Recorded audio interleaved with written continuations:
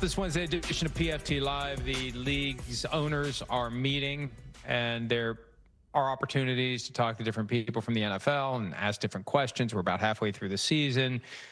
Troy Vincent, the executive VP of Football Operations, said yesterday that the Tush push is very difficult to officiate in real time. That's one of the narratives that we've heard this year as the potential effort to get rid of the rule looms after the season, and I think an effort will be made. So, we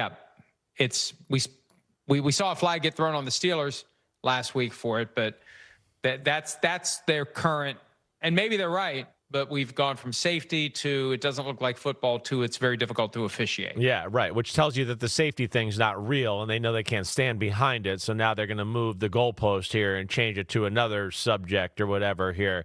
I mean, yeah, it's still I guess I'm still amazed at how many people are still pushing back against this play. I think for the play to survive, they need to learn how to officiate it, because you just have this kind of like, oh, it's cheating, it's all this, it's not fair.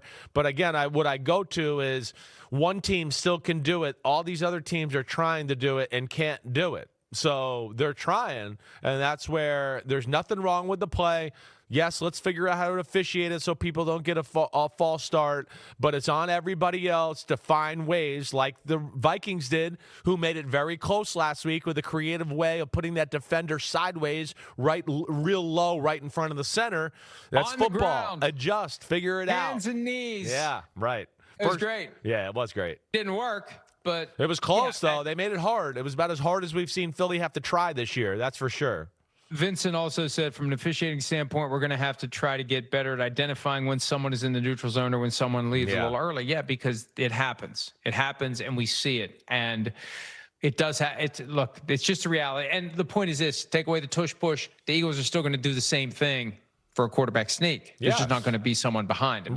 That's the one point that's lost in all this. They will still have a highly effective quarterback sneak, even if they don't have the tush-push formation. Agreed. That's what we fought out all spring, right? It was like, the pushing part. The pushing part is, a part of it, but minimal in a lot of the cases that we're talking about. Like we showed in the spring, we could show 10 plays in a row and go, look, the push only mattered on one of them, maybe two. The other ones, it was all about the O-line, how they got off the ball and how they kind of dig underneath that defensive line. And then, of course, Jalen Hurts, being a strong and good athlete that he is, he can push it the extra bit there. So, yeah, for the safety thing, the push has nothing to do with anything, and nothing's going to change if we just take the push away.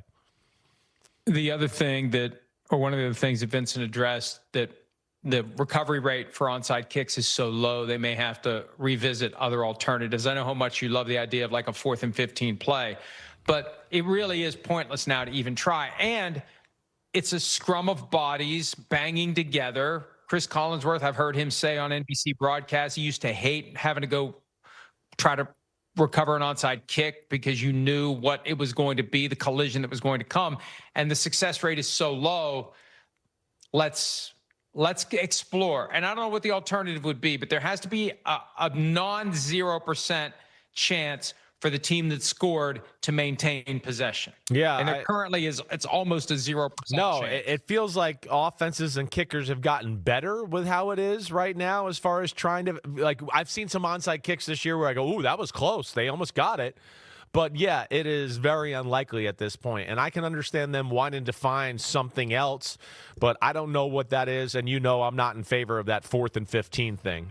By the way, Troy Vincent, the executive VP of Football Operations, will be joining me tomorrow when I do the show by myself. Wow. Because Chris... Ask him about your power ranking. See what he says. Hi, it's Mike Florio. Thanks for watching PFT on YouTube. Hit subscribe for the latest news and analysis from Pro Football Talk.